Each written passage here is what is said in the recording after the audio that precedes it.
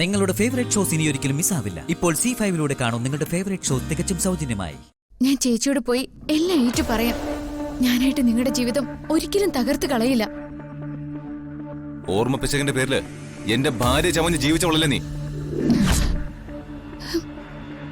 നീ ചെന്ന് പറഞ്ഞ സ്വാതിക്ക് ഇപ്പോഴുള്ള സംശയം തീർന്നു കിട്ടും. പക്ഷെ അതോടെ എന്റെ മനസ്സിലെ നേരിയ പ്രതീക്ഷയില്ലാതാവും. നിങ്ങൾ തരുന്ന ഏത് ശിക്ഷയും ഞാൻ സ്വീകരിച്ചോളാം. കൊള്ളാം, നിനക്കതിന്ന് രക്ഷപ്പെടാം. നിന്നെ ഈ വീട്ടിലേക്ക് കൊണ്ടുവന്നത് സ്വാതി ആപത്തിലായപ്പോ രക്ഷിച്ചത് നീ. ചേച്ചിക്ക് വേണ്ടി മരിക്കാനും തയ്യാറെടുത്ത് നിൽക്കുന്നവൾ. അതെ, നീ ആഗ്രഹിച്ചാൽ നടക്കും. സ്വാതി നിന്നെ കുറ്റപ്പെടുത്തില്ല. പറയാൻ ഒരുപാടുണ്ടല്ലോ നിനക്ക്. ചേച്ചിക്ക് വേണ്ടി ശയന പ്രദർശനം മുതൽ അഖണ്ഡ ജ്യോതി വരെ അങ്ങനെ നീണ്ടു കിടക്കല്ലേ.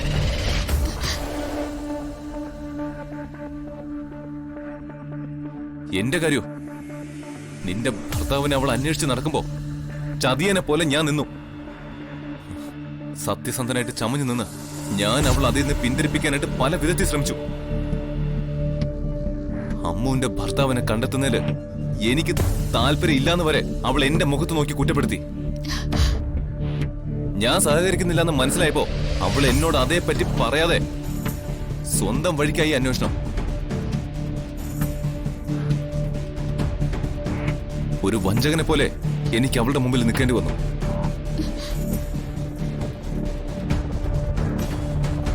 ഇപ്പൊ നീ ചെന്ന് അവൾക്ക് മുമ്പിൽ കുമ്പസരിച്ച നിനക്ക് പാപമോക്ഷം കിട്ടും. എനിക്കോ? എനിക്ക് കിട്ടാൻ പോകുന്ന സമ്മാനം ഡിവോഴ്സ് നോട്ടീസ് ആവും. അപ്പോഴേ നിനക്ക് തൃപ്തിയാവും. അയ്യോ, അങ്ങനെയൊന്നും പറയല്ലേ. പിന്നെ ഞാൻ എങ്ങനെ പറയണം? എന്റെ ഉള്ള സമാധാനം കെടുത്തതേ ഇവിടെ നിന്ന് പോയി തരാവോ?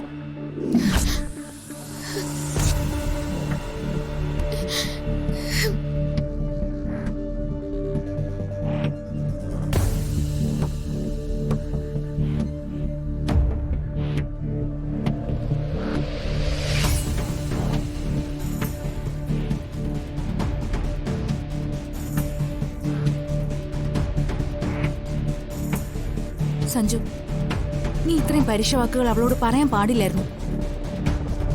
നീ അവളെ രക്ഷിച്ചു എന്നത് ശരിയാ, പക്ഷെ എന്ത് തെറ്റാ അവൾ നിന്നോട് ചെയ്തത്? ഒരെണ്ണമെങ്കിലും നിനക്ക് പറഞ്ഞു തരാവോ? അവളുടെ കൈയും കാലും കെട്ടി ഈ വീട്ടിലിട്ടത് നീയാ. നിനക്ക് വേണമെങ്കിൽ അമ്മുന് എന്തെങ്കിലും ജോലി വാങ്ങിക്കൊടുത്ത് ഈ നാട്ടിൽ നിന്ന് തന്നെ മാറ്റി നിർത്താമായിരുന്നു. നീ അത് ചെയ്തോ?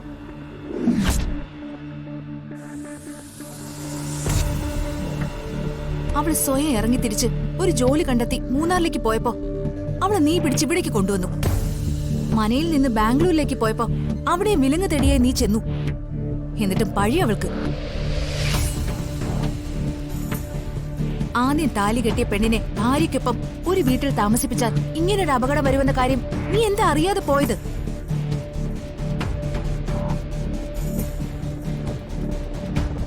മനസ്സിന്റെ നിയന്ത്രണം കൈവിട്ടു പോയപ്പോ ഞാൻ അറിയാതെ പറഞ്ഞു പോയതാ. എല്ലാം എനിക്കറിയാൻ പറ്റി. തെറ്റ് ചെയ്തത് ഞാൻ തന്നെയാ തെറ്റുകാരൻ.